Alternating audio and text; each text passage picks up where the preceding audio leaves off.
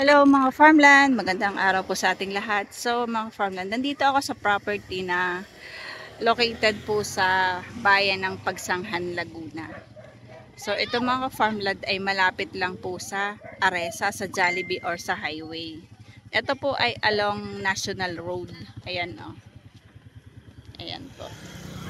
Yan po ay going po ng Pagsanhan sa labas sa may Jollibee, sa Aresa, sa mall.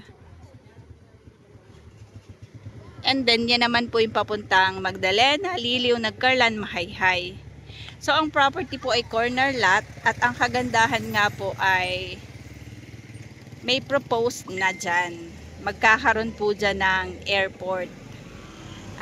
Nakabawas na po or nakabili na po dito sa property na ito para po mag-wide yung kalsada.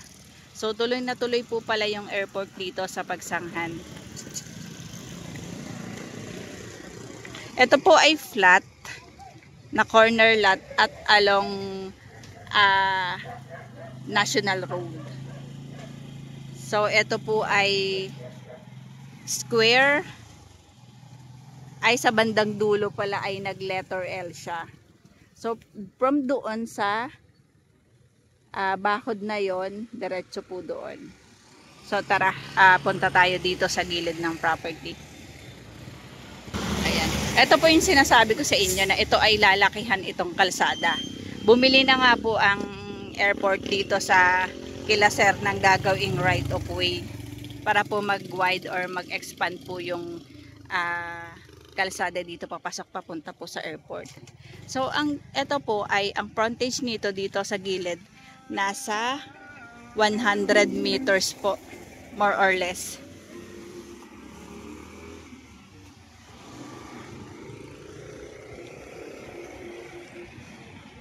Medyo mataas po ng konti lang yung kalsada dito sa property. Pero hindi naman po dito bumabaha mga ka-farmland. Kagaya nga po ng bahay dyan sa tapat, ayan, mataas din po yung pwesto ng kalsada. Pero hindi niya po inilevel yung kanilang bahay sa kalsada kasi po hindi po bumabaha dito.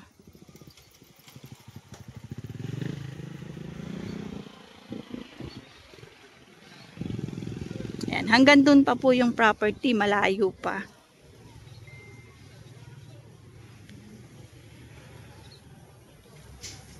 Yung bahay na yan po ay boundary ng property. So, ayan, estimated po na frontage po ng property sa National Road, mga 70 meters po. Estimated lang naman po yun mga ka-farmland. So, kung makikita nyo, busy road po ito. At lalo pa pong mabibisi or tataas po yung zonal kasi pag na-start na po ma-open itong ito pong airport dito sa Pagsanghan. Base po dun sa sabi po ni seller, yung nandun, matigas naman daw po itong itong lupa. So kasi po hindi dyan bumabaha. Training ka? Saturday?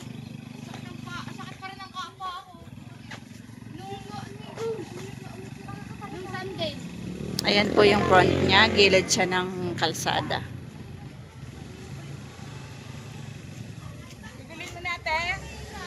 Ayan, so mga farmland, pukas-kas yung daan dito. So, pupasok ako. Ayan po, nandito ako sa loob ng property. Ayan, so nandun sa may baka. Pag ganoon po, so padiretso. Tapos nandun pa rin po sa may baka. Ito po, ang total po ay 7,285 square meter po.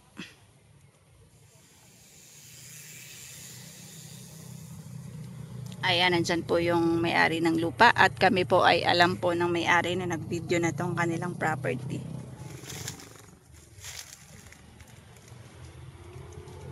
Ayan, ito po ay may bakod. May bakod na po itong property. Yun nga lang, hindi natin may iwasan. Ayan po, may mga nakasuga po na kabayo at baka kasi makapal po yung damo. So malaking tulong po sa kanila yan. And then sila na din po yung naglilinis ng farm.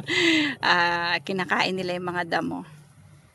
So ito pong property ay maganda mga ka-farmland kasi nga po soon mag-open ang airport. Diyan po yung daan.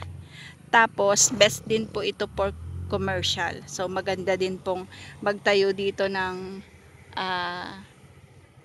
hardware, resort, grocery store, gasolinahan.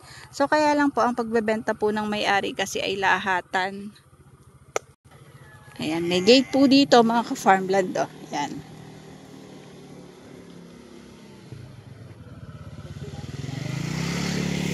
At sabi nga din po ni Sir, yan, mga namili na nga daw po talaga ng property dyan para madaanan po ng widening ng gagawing airport dito sa Pagsanghan. So ito po ay may layo po na 2.5 kilometers from dun po sa Aresa Mall, sa Aresa, sa National Highway.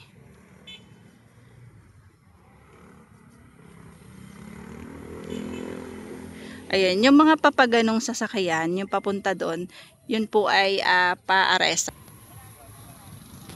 Ayan, so nandito pa rin po ako sa area na ito.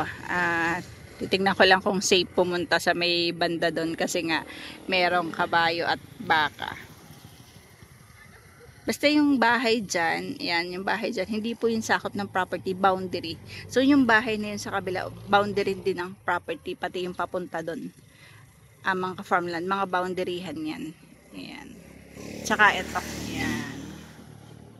So sa side dito, kumuha ng right of way na pang-extend dito sa, pang-widening dito sa existing na kalsada. So ayan siya, yun yung papasok po ng barangay dito sa Kabanbanan. So dyan din po yung area na papunta po ng airport, soon na gagawing airport. So ito ay school, National High School. Yun naman po yung palabas. So yun yung kapaligiran dito sa gilid ng property. Papunta tayo dun sa kabilang boundary sa dulo.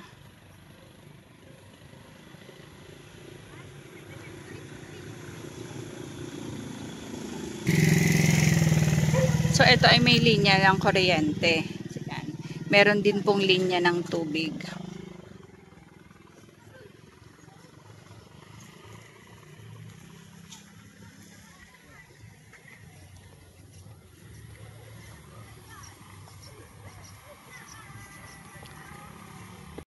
Andito po yung pinaka-boundary ng property. So yung iba, masira na yung bakod nila.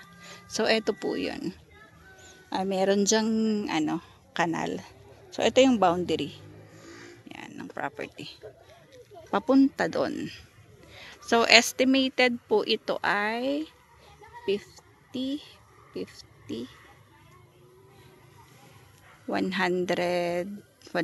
plus po. Estimate ko lang po yun. So ayan.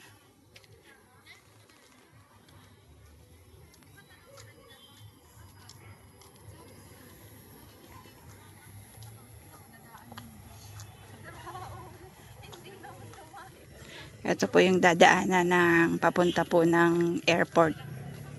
Yung soon na i-open.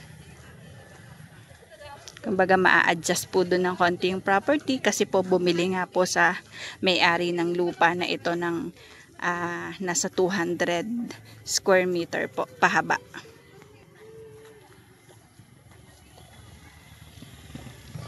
So tara, punta naman tayo doon sa may pinaka-front. Dito sa may gilid dito para maipakita ko po sa inyo dun sa National Road.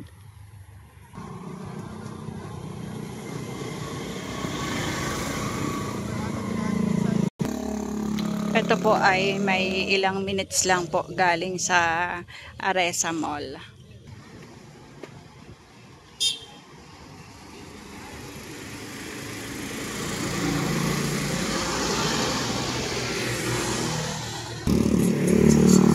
So ayan yung property. Nandito ako sa kabilang kalsada. So kung makikita nyo, corner lot. Yan po yung Papagsanghan area.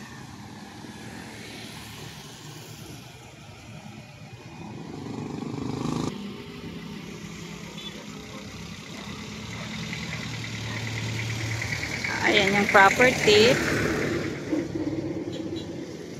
So, malaki po yung frontage niya sa kalsada. So, ito nga po yung katapat na na bahay nito mga ka-farmland. Maganda nga daw po itong property na ito at hindi siya ganun kataas ang presyo.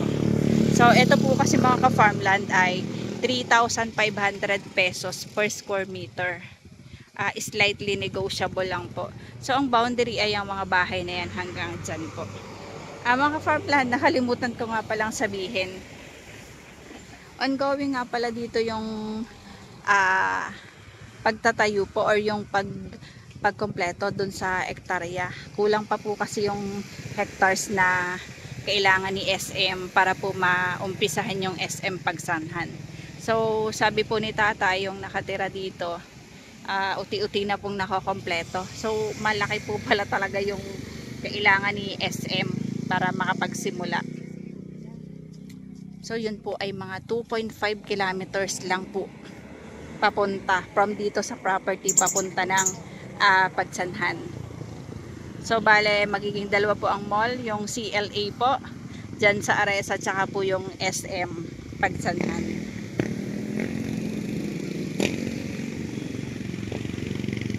Kung gusto naman po din pumunta po ng Liliw, malapit lang din po, ilang minutes lang po nasa Liliw na, kung saan po doon po yung gawaan ng mga tsinelas. Dyan din po sa area na yan papunta yung Mahayhay at Nagcarlan. So dito sa way na ito pwede din po dyan dumaan papunta po ng Pasan Pablo. So hindi lang po sa Kalawan pwedeng dumaan, pwede din po dito Nagcarlan, Laguna. Ito mga farmland ay titulado po. So ito po ay 3,500 pesos per square meter. Negotiable po, slightly negotiable. 7,285 square meter na 3,500 pesos per square meter na along National Road. 2.5 kilometers po papunta po ng Jollibee, Aresa Mall at soon yung i-open na SM Pagsanhan. Tapos dito naman po yung papunta po ng airport. So soon po dyan din po i-open yung airport, kaya nga po bumili na po dito sa kila seller ng pang widening nila na para madagdagan yung kalsada.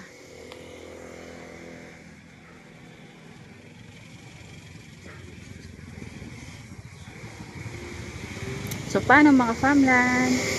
Bye bye po. See you for the next videos. God bless po sa ating lahat. Bye bye.